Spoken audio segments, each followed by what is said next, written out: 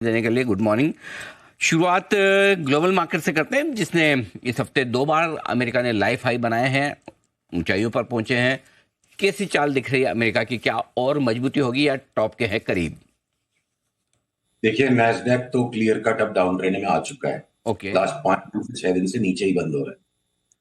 और एसएनपी जो थोड़ा सा साइडवेज सा चल रहा था, कल उसने भी टांग बाहर निकाल दी। मतलब एसएनपी भी साइडवेज 4 दिन की रेंज बना के कल उसके नीचे बंद हो गया।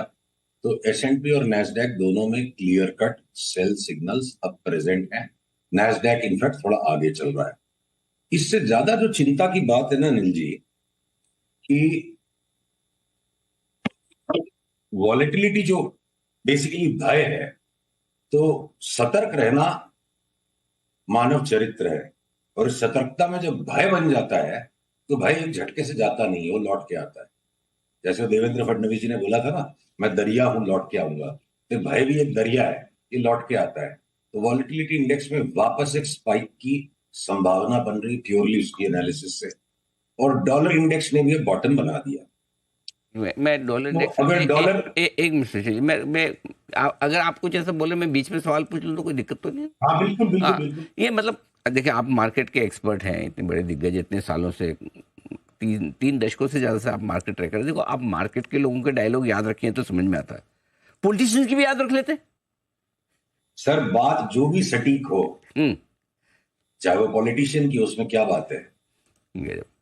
मतलब शाम का अगर वक्त आपका जनरल न्यूज चैनल्स देखने में, डिबेट करने में बीतता मौका मिले तो वो भी कर लेते हैं, क्या दिक्कत है। है। बहुत बढ़िया। जी बताएं, अब आप डॉलर इंडेक्स की बात करें तो बताइए।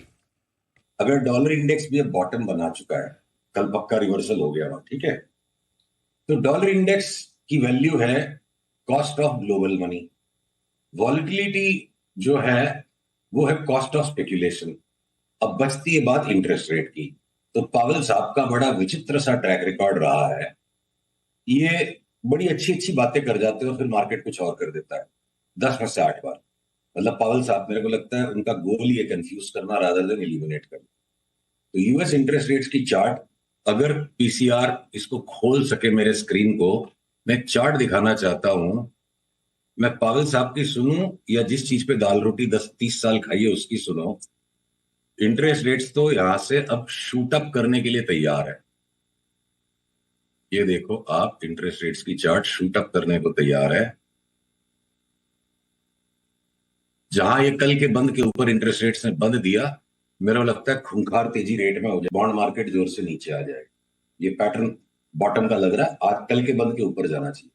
तो अगर कॉस्ट ऑफ मनी जो इंटरेस्ट रेट है, वैल्यू ऑफ मनी जो डॉलर इंडेक्स है, और कॉस्ट ऑफ स्पेकुलेशन जो वॉलेटिलिटी इंडेक्स है, अगर ये तीनों को महंगा होना है, नैस्डैक डाउन ट्रेंड एस्टैब्लिश कर चुका है, और एसएंडपी अगर कल उसने ताजा घाव लगा दिया, उसने सिग्नल दे दिया, तो यहां पर अब बची खुची तेजी जो कुछ इंडिया जैसे मार्केट्स में और कहीं पे है, तो हमें बहुत सतर्क होकर चलने की जरूरत है।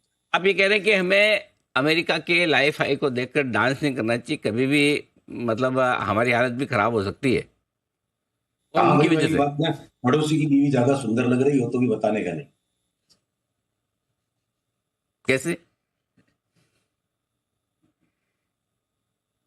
हेलो। जी जी जी। ऑडियो चला गया। अरे नहीं, मैंने सवाल भी इतना 2 शब्द में ही पूछा ना, एक शब्द में ही, 2 अक्षर में, कैसे?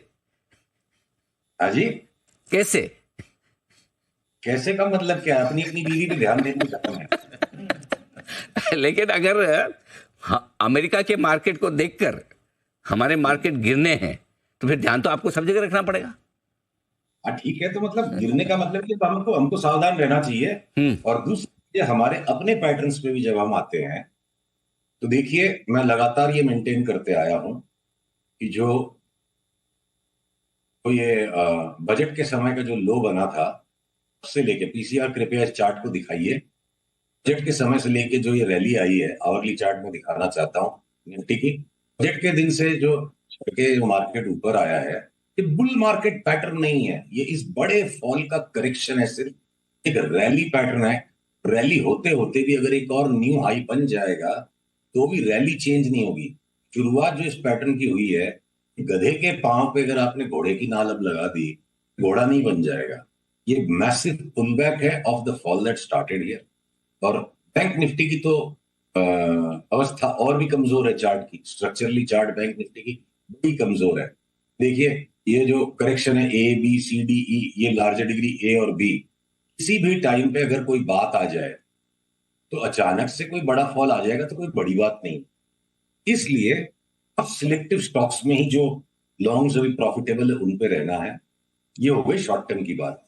और अनिल जी, एक बहुत धमाकेदार पूरा सेक्टर जिसको बोले एक्सप्लोड हो जाए साल भर तक, जिसमें सोचे समझे बिना गलती सही भी कोई स्टॉक्स खरीद लिए तब भी अनशंट पैसा बरस सकता है, ऐसे एक सेक्टर के बारे में बताऊं आपको। बिल्कुल मोस्ट वेलकम, क्या बात है सर। ये तो अगर सबसे ज्यादा हम जानना चाहते हैं, बताएं सर।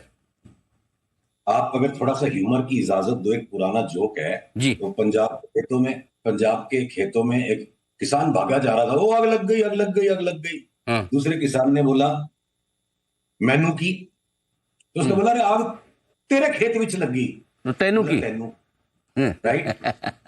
अब की बार क्या हुआ है अनिल जी, ब्राजील के शुगर केन फार्म्स तहस नहस हो गए। हाँ। भयंकर भीषण ऐसी आग लगी है, ओके। हिस्टोरिक डैमेज का।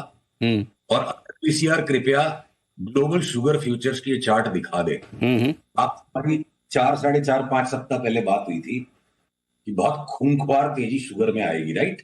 अब वो पैटर्न अब कंसोलिडेट होके देखिए ब्रेकआउट अब आ चुका है। मैं शर्मा शर्मी लोक लज्जा की रक्षा करते हुए $35 तक की अगर कल्पना करता हूं तो बिल्कुल ये लिहाज वाली बात होगी। 35 आने के बाद भी कोई एक्सप्लोजन हो गया तो पता नहीं। तो मुझे नहीं पता अनिल जी, चार्ट में भाव का तो अनुमान लगता है, ब्राजील के खेतों में आग लग जाएगी ये बात का तो अनुमान चार्ट नहीं लगा सकती थी। तो ये आग भी बड़े रोचक टाइम पर लगी है। शुगर क्वांटिटी में बहुत बड़ी तेजी है और हमने सारे शुगर स्टॉक्स की एनालिसिस की और असमंजस ये है कि पैसे तो हमेशा इतने से ही होते हैं, कौन से लें कौन से नहीं लें, जो जी मैं बोले लो। साल भर का व्यू लेके बहुत सारे नहीं और बहुत सारे शुगर स्टॉक्स ऐसे हैं जो यहां से डबल और ट्रिपल हो जाएंगे। अरे वाह, क्या बात है, साल भर के हिसाब से। जी। निफ्टी बैंक कुछ भी करे। ओके, तो शुगर शेयर में बड़ी तेजी दिख रही है। और कोई आपके फेवरेट तेजी या मंदी के लिए कोई सेक्टर स्टॉक्स? अनिल जी, बाजार ग्राइंड कर रहा है, देखिए लास्ट 1 डेढ़ महीने से वही बात, वो कैसेट फंसा हुआ है, सुई फंसी हुई है रिकॉर्ड पे।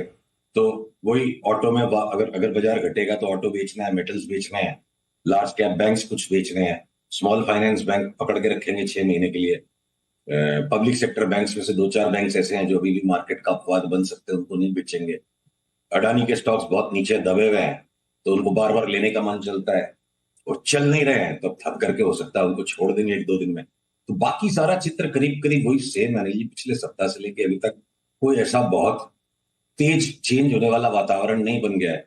वो tasty bytes, Rosari biotech, angel broking, ये जो स्टॉक्स हम पकड़ के बैठे हुए हैं, ये टाटा एलेक्सी में लास्ट वीक हमारे यहाँ एक बड़ा भाई कॉल आ गया। अब कोई बोलेगा कि भाई ऑलरेडी एक बार 9,000 जाके 8,000 हो गया, 4 दिन में इतना बढ़ गया, उसके बाद बोल रहे। तो हमारे क्लाइंट्स को तो हम सेम डे बोलेंगे जब हमें एनालिसिस दिखेगी। आपको तब बात कर पाएंगे जिस दिन आप मुलाकात का वक्त दोगे। पर कोई साल 1.5 साल का धीरज रख के टाटा एलेक्सी को लेके बैठ जाए तो बहुत बड़ा भाव बन सकता है।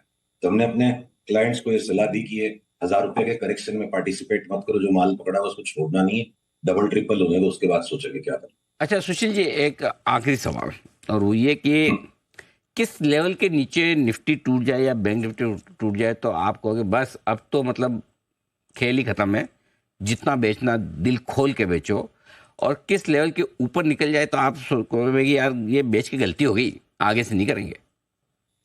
देखिए, निफ्टी के अगले रेजिस्टेंसेस हैं 24,000, 25,270। फिर क्या पता 25,500 भी हो जाए, जो हमारी बात महीने भर पहले हुई थी कि 25,500 लगता है, क्या पता हो जाए।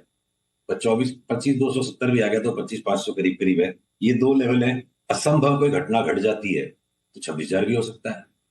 असंभव कुछ नहीं है, मैं उसकी चांस कम पकड़ता हूं।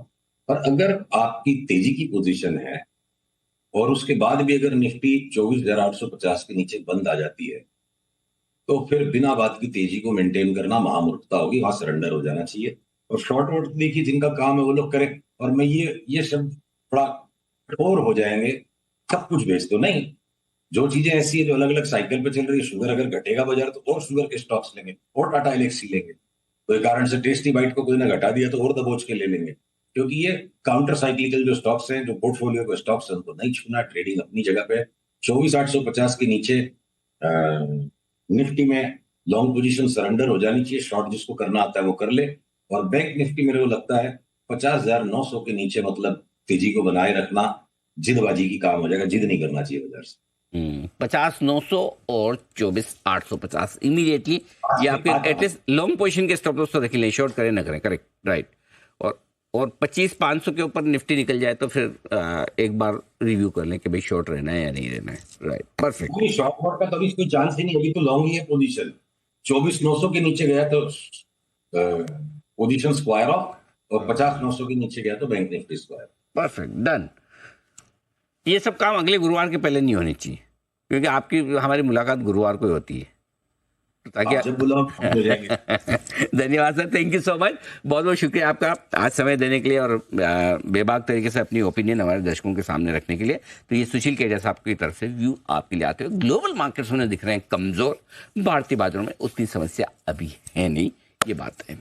आइए बढ़ते आगे। कैश का ऑप्शन देने के लिए जय ठक्करे तैयार बिल्कुल।